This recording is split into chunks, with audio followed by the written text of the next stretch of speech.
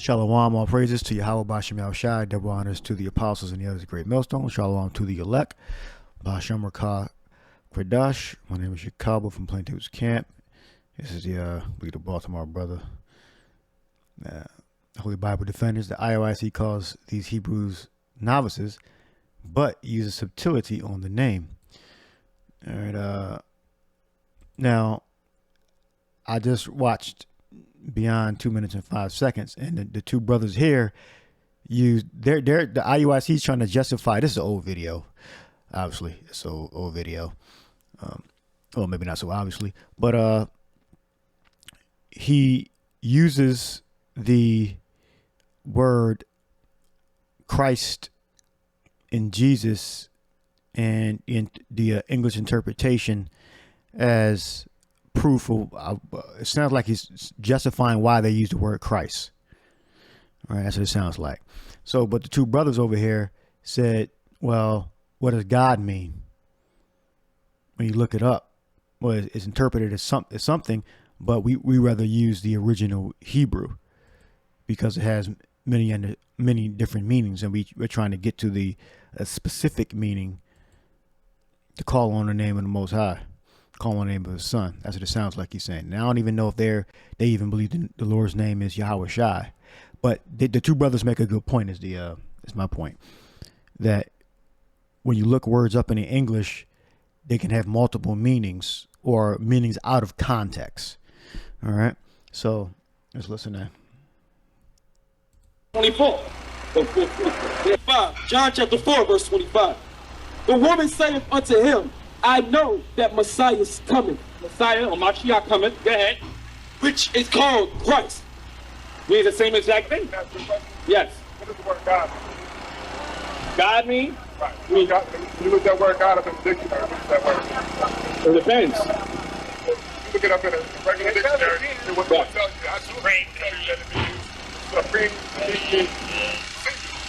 Right. We all know as well, according to that word God in Hebrew, Elohim, plural. Elohim, plural. World. Yes, sir. Right. You know what I'm saying? So, you want to get that? Right. Right. So that's why we would prefer to use the original word, Elohim, Elohim, as he's saying. Well, some would say power.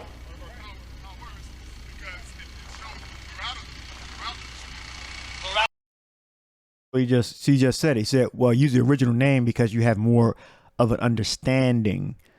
All right. When you translate it into English, all right, the meanings in English. All right. So we say it in the original tongue and we translate it with our English speaking. All right. The meaning of it. All right. But we say the word in Hebrew. All right. And we use English words to describe the Hebrew word, such as Elohim, or he said Elohim, or Yahweh, Yahweh Shai. We don't say Yeshua. So we say the original Hebrew word, Yahweh, Yahweh Shai, and then we break down the meaning of it in English. Right? But we still use the original Hebrew word to call on the name of the Father, call on the name of the Son. All right. So they pose a very good point. So why we're not going to use Christ and Jesus when we can just use the original Hebrew word? All right. Mashiachim, it's a Christian. Yahweh Shai, Yahweh, and then we'll break it down in English. So that's why we originally use it, because when you say Jesus, when you say Christ, you interpret those have multiple meanings. But if you say Yahweh, Yahweh Shai, those have specific meanings. All right. It's like Yahweh Shai. Well, you could say that's a more common name, but Yahweh, that's a very specific name. No other name person has that on the planet. And Yahweh Shai, is a name of multiple Israelites, but Yahweh, that's very specific. And when you say Yahweh, when you say Yahweh Shai, you're only talking about really two people. Really, you're only talking about two people. You're talking about the Ephraimite leader, Joshua, Yahweh Shai, which former name was Hawashai. All right. Or you're talking about the Messiah, the Lord, the Savior. All right. You're not talking about anybody else but those two when you say Yahweh Shai. Now, if you say Jesus, you're talking about a plethora of different figures in biblically. All right. When you say Christ, you're talking about a plethora of people. All right, whether false or true. So it becomes more general when you say Christ, and more specific when you say Yahweh Shai, Yahweh. In general, when you say Jesus, Christ, and God, it becomes more general. So that sounds like what he's saying. All right, and even so that's why we call on the name of the Most High and His Son. Well, because we were commanded to, firstly. All right, and because of the things I just said. Oh, Allah, whole world. Yes, sir. Right. You know what I'm saying? So, you want to get that? Right. Right, so that's why we would prefer to use the original word, Elohim, Elohim, as I'm saying. Well, someone say power.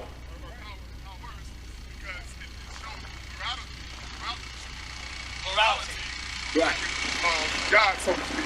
But when we say that word in English, it takes away the power because it just makes it seem. I'm going to show you how it does it. Show you how it does it. The Genesis 1. I'm going to show you how it does it. Go there. You know over there. Right. So let you know the plurality is there. Plurality is right there. Saying power, or to say, is it wrong when we use it? Exactly. You go trying to dodge the name. Oh, no. I know. I'm not saying it's wrong. It's only wrong when you use it and it goes against what's written. That's the reason to go against it. Like you say, One name? what do you mean? Covenant. That's exactly one name. We can be saved by Jesus, Right. That's true. Well, Christ himself, this is about him himself. Only one name is him. Only him. What I'm getting is the Messiah was walking with man and had the apostles. Right. Was they baptizing them in Jesus? What was they baptizing them in? So who are we to say today, well, it's called Jesus in the Bible now. They didn't have that back then. Right. They had, Right, and our apostles made this argument, which is a very simple, basic argument. There was no Jesus back in when the apostles were being on the earth. There was no the word Jesus didn't exist. All right, that sound Jesus, no, Jesus existed, but Jesus, that phrase Jesus, how I'm saying it right now, Jesus, that did not exist back then. All right, and our apostles and elders went through that. We know we've gone through that before, and he makes a very good point.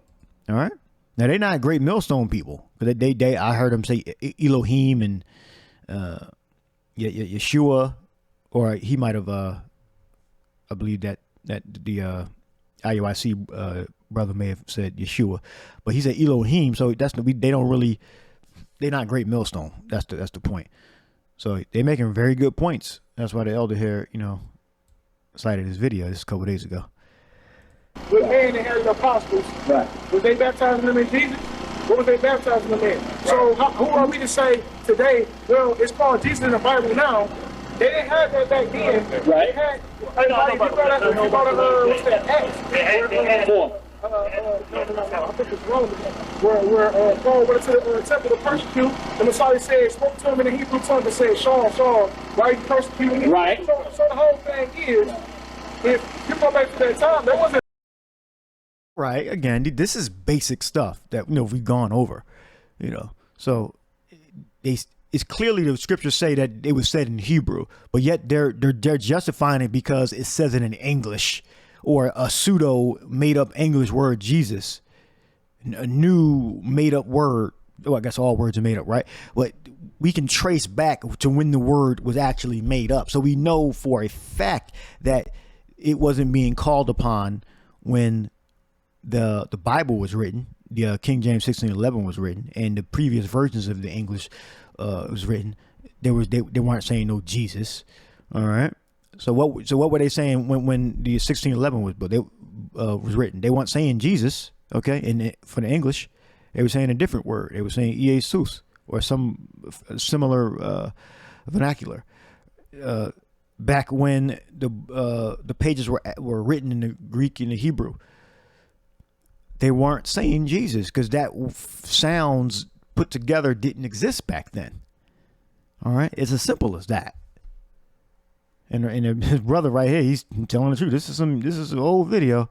He's telling it the 100% truth on these points. And our apostles and elders went over this over and over and over again. We've gone over this over and over and over again. There was no, that sound did not exist back then.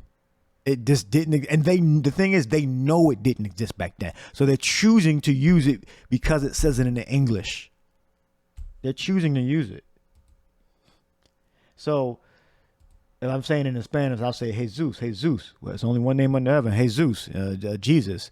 Saying it in Hindi, saying it in Cantonese or in Mandarin. So the one name, basically, they all sound different, is what they're saying. The one name, they all sound different.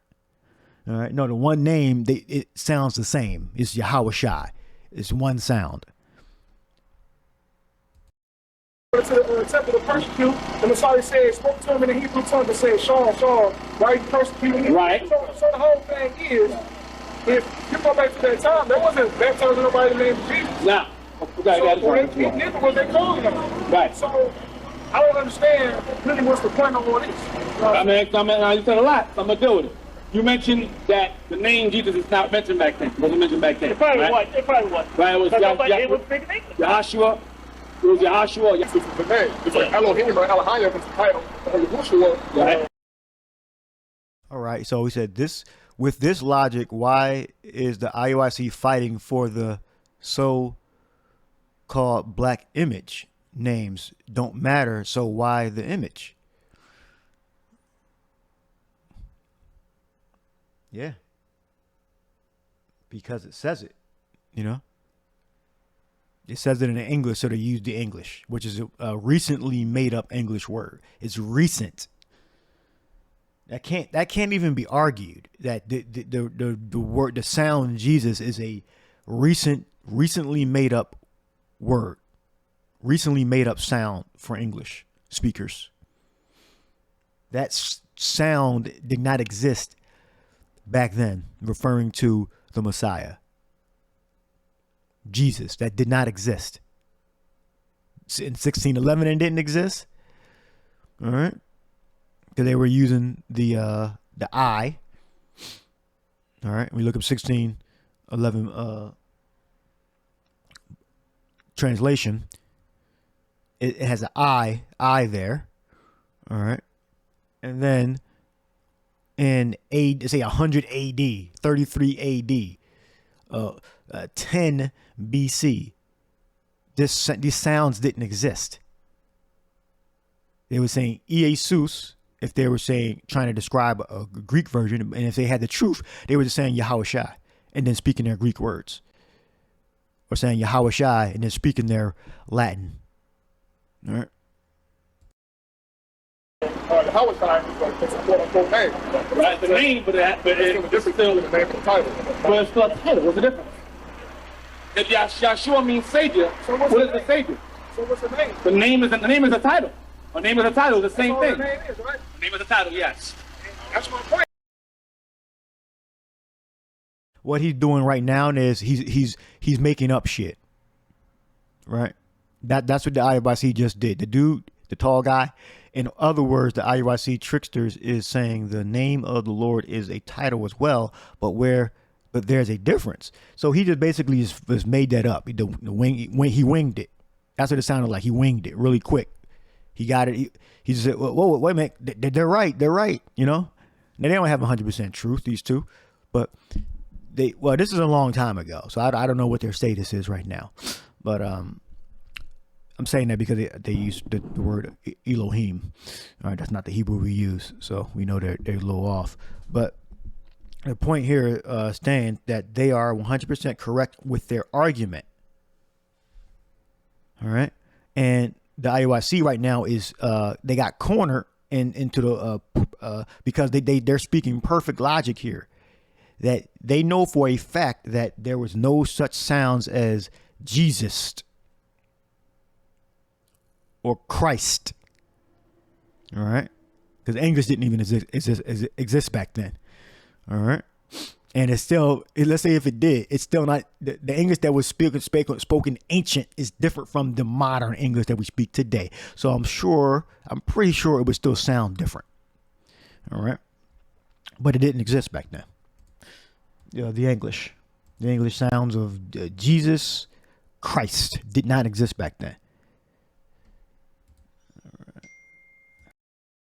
Right, so the whole point is like, are we wrong for saying, calling them Hebrew? And if are you wrong for calling them Christ? Not at all. Well, only those that probably say that Christ is a pagan deity. Scriptures don't say that. It says it means anointed. That's why I'm done with that. I'm not sure if it says so. I want to give all the praises and the honor to Yahweh Bahashem, Yahweh Shai Bahashem, Racha HaKwadash, and double honors to the elder apostles and even elder bishops of Great Millstone. Honors as well to you, brethren, you fellow believers of this truth. Good point. They will say almost anything to keep the name Christ. Now this is an older video. It looks like, yeah, I think he looks more aged now. But either way, this is that's a perfect point. That is a perfect point. This is sad. The thing is, every single member of the IUIC knows 100% that these brothers are correct in saying that and they know they're in total agreement, but they're saying, well, you can say the word Christ too. So what's the logic for you can say Christ too? TOO. Also, additionally, because it's in our English translation. What else is he standing on? Because there's no precept that he can say that can justify calling on an incorrect name of the Lord. The only thing he can say is in the scriptures, and I haven't heard an explanation of why. All right, it's not like he's about to go into it. I may have missed it. You can put in the comment section of why, but let's listen to a little bit what the elder had to say. Shalom to the elect. So anyway, I ran across this video with the IUIC once again, right? They literally call these Hebrew Israelites novices because they know that they're Hebrew Israelites, when clearly it seems that, I wouldn't say that IUIC is novices, right? Because they're not new to this. They're just false prophets, right? They're just false. They've been teaching a long time. They've been pushing that phony Christ Jesus name doctrine for many years. I don't know how they just went out and called them brothers novices. You don't know how long they've been pushing, right? But, you know, we could say you're a novice when it comes to, like Nate, Bishop Nathaniel, he knows the name. They're just corrupt, right? So anyway, this is the trickery, the slick tongue of these guys. Deacon Ayathan or Bishop, I don't know what he is now. So now what he's saying is that the titles, right, the titles that we speak of and the actual names, all of them are titles. This is what he's saying, because they all mean something. Now, before I came into truth, my name was such and such, and it meant such and such, right? I even have a Jewish last name, so we know how the history went with that. So yeah, but then when I came into the truth, my name was changed, and then that name meant something. But we got to go into titles and what the actual titles are, right? Because now these people are confusing the people, because everything has a name and it means something. Like if I look at this screen right here, this LCD screen, it's what it's called. It's an LCD screen. What else can you call it? But it might be Samsung, right? So when you go to your car and it says, right, it can have other things. Samsung would be like, that's coincidence, because the monitor, I'm gonna have a 4K monitor in front of me, computer monitor, and it's Samsung. Now the name would be Samsung, but you can call this a LCD TV screen, or LCD screen, an LCD monitor, a picture viewer. There's a bunch of different, titles you can call it. All right, but the proper name is a Samsung LCD monitor. That's the proper name, Samsung LCD monitor. All right, but you can call it a picture view, or video, a moving picture viewer, a a liquid crystal display. All right. A TV. All right. But the proper name is a Samsung LCD monitor. All right. So that's the point. It has, you can call it different things as titles, but it has a proper designation, and that's decided by the manufacturer. All right. So Yahweh is the proper name of the Most High. Yahweh Shai is the proper name of the Son, the Messiah. All right. Yahweh Shai. All right. So I'll leave this in the description box, the video, if you can check the rest of it out. I put the word Hebrew in, and the first time Hebrew, and then you also could put Hebrews with an S. Hebrew shows up is told, this is Genesis 14:13. And there came one that had escaped and told Abram the Hebrew, because Abraham came from the line of Ibar. All right, let me look that up. For he dwelled in the plain of Merimee, the Amorite, the brother of Eshcol, the brother of Adner, and these were confederate with Abram. All right. And it also refers to the Israelites as Hebrews, Hebrew midwives, by a Hebrew servant. All right, which is referring to Israelites, not anybody that's just a Hebrew. And our brother, a Hebrew man or Hebrew woman, should be sold unto thee. All right. So we took the name Hebrew over. It applies to the Israelites only. All right. So in the New Testament, Greek, we got where Hebrew shows up in, Matthew is first in our book. We got John, I am a Hebrew. And he said unto him, I am a Hebrew, and I fear Yahweh, the God of heaven, which hath made the sea and dry land. John 1:9. Luke 23:38. And the superscription also was written over him in letters of Greek and in Hebrew, like in Greek and in Latin and in Hebrew. This is the king of Yahweh. All right. So it's what says tongue. Well, that is a tongue. Golgotha. That is a tongue. Hebrew, Greek, and Latin was written. Let me put Strong's on.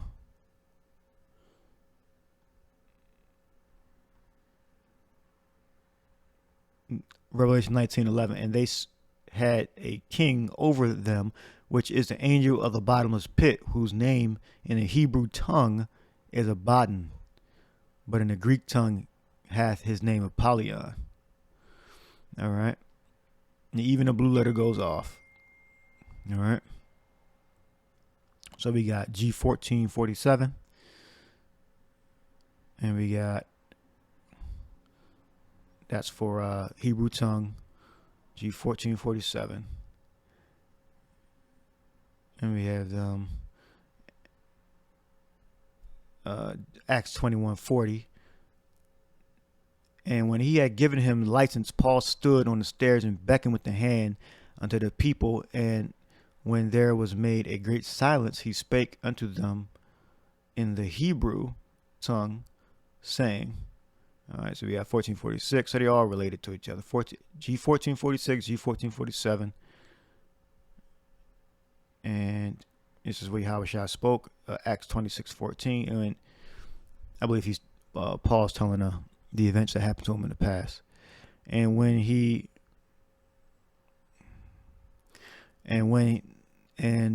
we were all fallen to the earth, I heard the voice speaking, is Acts 26:14, unto me, and saying in the Hebrew tongue, this is G1446, Saul, Saul, why persecutest thou me? Is it hard for thee to kick against the pricks? All right. So 1446, 1447. This is Hebraeus. All right. It is in the Old Testament. All right. And the Chaldee is what the Hebrews spoke. It's basically like Aramaic. What they're trying to say is Aramaic. All right. Because I believe the Babylonians spoke Aramaic, which is very close to Hebrew. Certain words are the same, certain words are different. But the modern Hebrew uses the same characters to write the Hebrew. All right. But certain words are different. It'd be a different meaning with the. It'll be a different meaning using the same characters. All right. So there is a distinct Hebrew and there is a distinct Aramaic. All right. So it's Hebrew language, and they're saying it was not that, however, in which the Old Testament was written, but the Chaldee, which at the time of Yahushua and the apostles had long superseded it in Palestine, right? Which is not true. You had people that spoke the pure Hebrew. You had people that spoke, let's say, a more Babylonian Hebrew, which is Chaldee.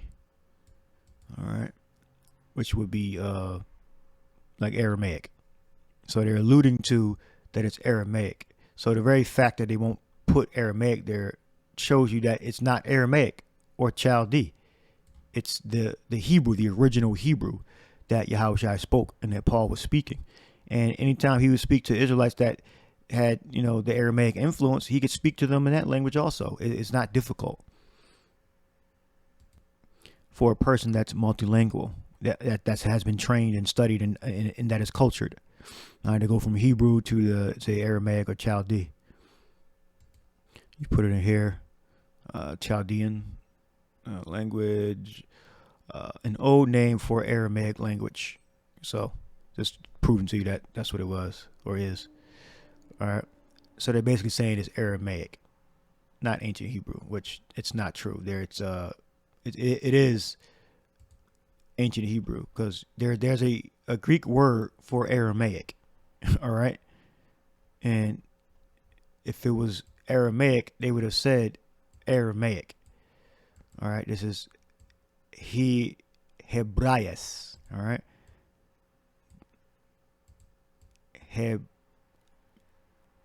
Hebraius. All right. Hebraius. All right. And it goes back to Eber. All right. Or Hebrew. G 1443. All right. So this is Hebrew. All right. Aramaic has a different root. Goes back. See, Hebrew goes back to Ibar. So Aramaic,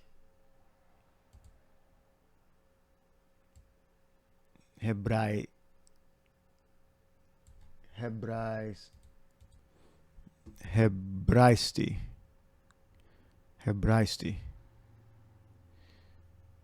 in Hebrew, i.e. in Chaldee, Hebraistically. All right. In Hebrew.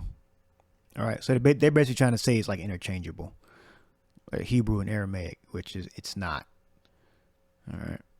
And the characters are written, yes, in Aramaic characters, or you could say the Assyrian script. All right. It goes back to Aram. All right. The Assyrians and Aram are two different peoples. All right. It goes back to Aram or Aramaic. All right. And the Assyrians spoke the same language, Aramaic. All right. But it goes back to Aram. All right. So Hebrew. So let's look up Aramaic in the Greek. So this proves that, Israelites were multilingual and they understood the Aramaic. All right. Aramaic or Syrian is a Greek way of saying Aramaic or Aramean or Aram. So that's the 2 Kings 18:26. It's then said 18:28. Then Rabshakeh stood. Let me look at 26. 2 Kings 18:26. Then Eliakim said unto Hilkiah and Shabna and Joah and unto Rabshakeh, speak, I pray thee, to thy servants in the Syrian language, for we understand it, and talk not with us in the Jews' language, in the ears of the people that are by the wall. So he tried to not to make Israel afraid, so they can understand the Hebrew. They can understand the Hebrew, but the Syrian tongue is different, so they'll understand certain words, but other words they won't be able to understand. All right, so we're going to look up Syrian language. Aramia. This goes back to Aram. And the first time it shows up, is in Kings. Referring to the language. And then as you go back, it'll refer to the man that was born. All right, it was a progenitor of the Syrian people. The actual Syrian people, or Aram. So this refers to the language. Let's just go back so you can see it. Aram. All right, Syrians. All right. It's the Greek way of saying Aram, Syria. Go Syria. It shows up in Genesis 10. Yep, Aram. So you can replace this with Syria. All right, let's look up Aramaic language in the Greek. Hopefully you can find it. All right. And through the powers of Yahweh Hashem Yahushai, it made me, be able to interpret the Greek language pretty quickly. I've quickly found it. All right. So we got suristi, or suristai, or suristi. All right. Suristi. All right. Which means Syrian language or Aramaic language. So conveniently, no associated Strong's number. So I can't look it up in the New Testament Greek. But how you describe the Chaldee or the Syrian language or the Aramaic language is suristi. All right. And I just looked it up. In the Syrian language. All right. Language. Greek, suristi. Suristi. All right. In the Syrian language. All right. Syrian is equivalent to Aram or Aramaic. All right. You can see that. Suristi. Suristi.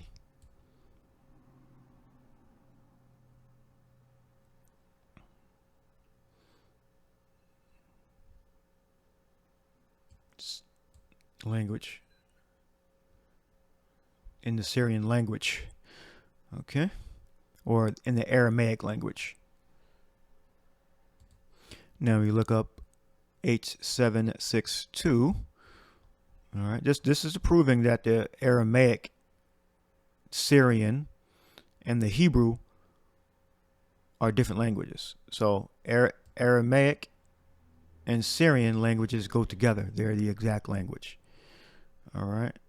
Aram, Aramaic, Syrian. All right. Aram is more Hebrew, more of a Hebrew translation. Aramaic is a more Hebrew translation. And Syrian is a Greek word. It's a Greek translation.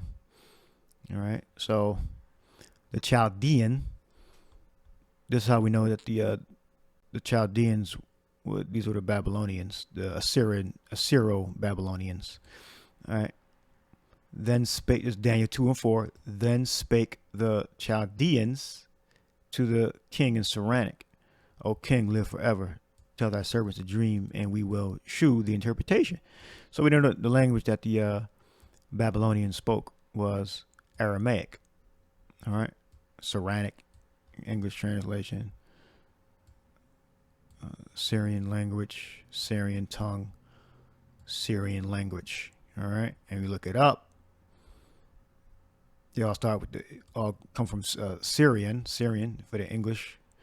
So that's Greek. All right. We know it's Aramean tongue. Aramaic language. So there's the key. So the Hebrew and the Aramean Saranic Chaldean, all right, are different languages. All right, the Hebrew and the Chaldean, Saranic, Aramaic are different languages. The Hebrew sits by itself. The Chaldean, Saranic, and Aramaic are together. All right, Hebrew sits by itself. The Syrian, Aramaic, and Chaldean, Saranic are together. All right, as you can clearly see here. All right, H762. So when we go back to the blue letter, it's not the same. It's not interchangeable, is the point. Okay, the Hebrew and the Chaldean are two different languages. All right, and Judah made that clear. All right, I pray thee, speak, I pray thee to thy servants in the Aramaic, for we understand it, and talk not with us in the language of Judah in the ears of the people that are on the wall. Language of Judah is there. All right, Yahweh the Yath, which means which is Hebrew. It's another way of describing Hebrew. He didn't say speak to us in Hebrew directly. This is the word that means the language that the Israelites, the Jews, Judah, the tribe of Judah, Benjamin, Levi speak, which is Hebrew. How many times does it show up? No, it shows up a few times, actually. And their children spake half the speech of Ashdod, and could not speak the language of Judah, but according to the language of the people. Speech of Ashdod. Let's look that up. I went over this years ago. Speech of Ashdod. What is that? Is that Aramaic or something? I will spoil language of Ashdod. What was the language of Ashdod? Then we'll close it out. So I'm looking up on a Bible Hub, and they're pretty much saying you're Aramaic or Syrian. All right. This is a pulpit commentary, 24th verse of this is a Nehemiah. All right. So our people did speak both languages. Some spoke Hebrew and some spoke the Aramaic. All right, and it tells you that vulgarly, you had many that spoke the Aramaic, and only the learned spoke the pure Hebrew. All right, that may be true. All right, that may be true. All right, but the point is that there's a difference in the word Hebrew and Aramaic, and when the Lord spoke to Paul, he didn't speak to him in Aramaic. He spoke to him in the pure Hebrew, the Hebrew tongue. All right. So if you could say the learned, brothers that were studying, they could fluently use the Hebrew more than to say a commoner.